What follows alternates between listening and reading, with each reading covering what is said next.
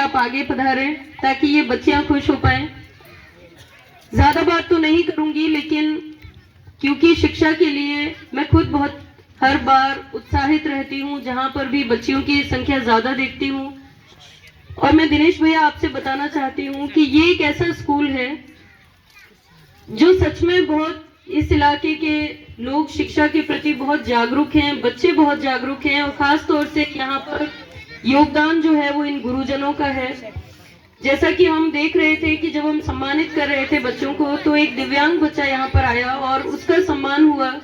और जब पता किया तो यहाँ के गुरुजन ने बताया कि वो पहली क्लास में है अभी, और मुझे खुशी होती है इस बात की कि आप लोग इतना प्रयास कर रहे हैं और उससे ढाणी से उस बच्चे को आपने आइडेंटिफाई करके यहाँ पर बुलाया और उससे शिक्षा प्रदान कर रहे हैं। ये सच में काबिले तारीफ है, क्योंकि मुझे लगता है कि हम सभी अपना अपना काम कर रहे हैं, जो हमारे हिस्से में जो ड्यूटी आती है हम लोग ड्यूटी करते हैं, लेकिन असल में महत्व उस चीज का रहता है कि हमारे ड्यूटी का हिस्सा समझते हुए हम और भी अपने फराइज पूरे करें।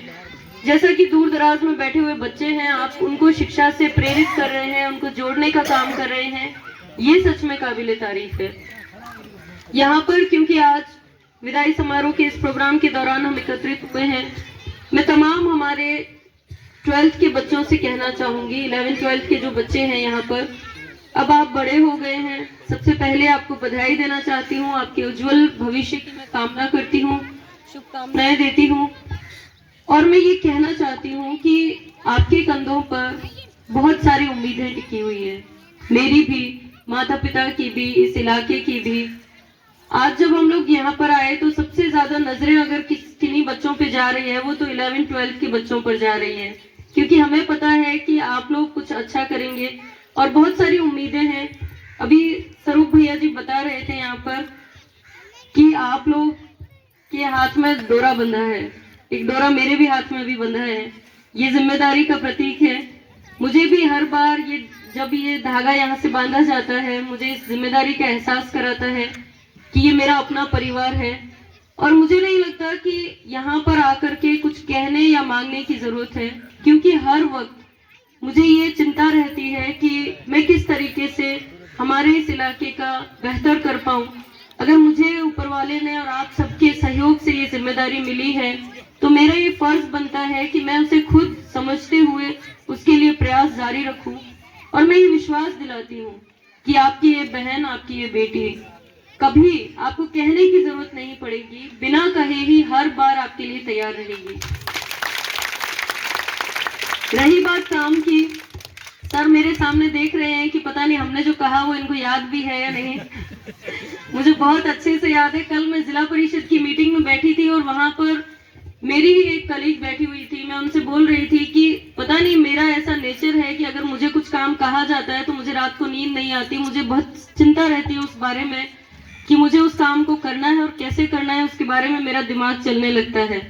दिमाग की बात करें तो स्वरूप भैया ने अभी ही गणित लगा दी कि 100 और कुछ बच्चों के परिवारों से हम इतना इतना पैसा लेंगे तो हमारे यहाँ पर अच्छा बजट आ जाएगा और हम लोग स्कूल के लिए भी अच्छा कुछ कर पाएंगे। मैं आज आपको, क्योंकि टिन शेड की यहाँ पर बात हुई, टिन शेड के लिए मैं प्रयास करूंगी और जैसे ही हम लोग उसके लिए सक्षम होंगे मैं बिल्कुल यहाँ पे करूंगी। लेकिन एक घोषणा मैं आज यहाँ से करके जाती हूँ कि सार्वजनिक शौचालय जो है वो अभी जाते ही मैं आपके लिए कर दूंगी, ये आप भरोसा रखिएगा। बहुत खुशी हो रही है आज यहाँ पर आकर के, क्योंकि मैं खुद इसी इलाके की पली बड़ी हूँ।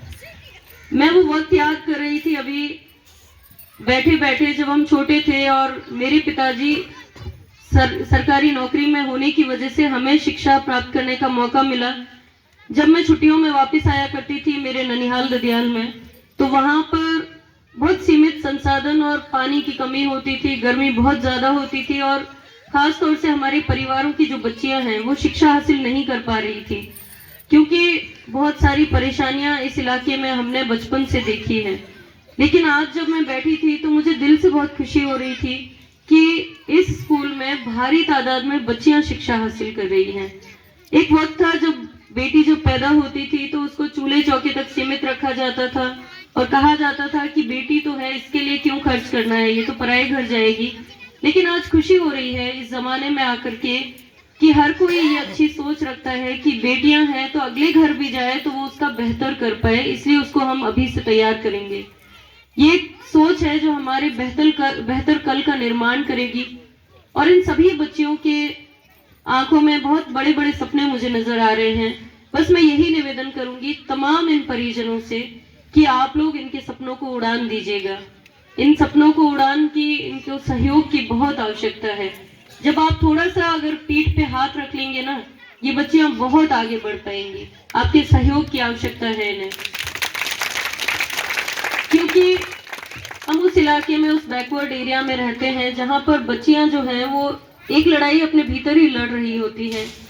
बहुत समझदार होती हैं बच्चियां, मैं ये विश्वास आपको दिलाती हूँ। जब किसी बच्ची को पढ़ने का मौका मिलता है तो वो बार बार ये सोचती है कि मेरे पिताजी ने, मेरी माताजी ने कितना त्याग किया है, वो समाज से लड़ते हुए मुझे पढ़ा रहे हैं, मुझे आगे बढ़ा रहे हैं। तो वो बच्ची बेशक आगे जाकर के जिम्मेदारियों का एहसास करते हुए, अपने संस्कारों को साथ रखते हुए वो आगे बढ़ती है। और मैं बच्चियों से भी कहना चाहूंगी, आप मेरी छोटी छोटी बहनें हैं, आपसे निवेदन करना चाहूंगी कि बहुत बड़ा विश्वास आपके साथ, आपके परिवार का चलता है।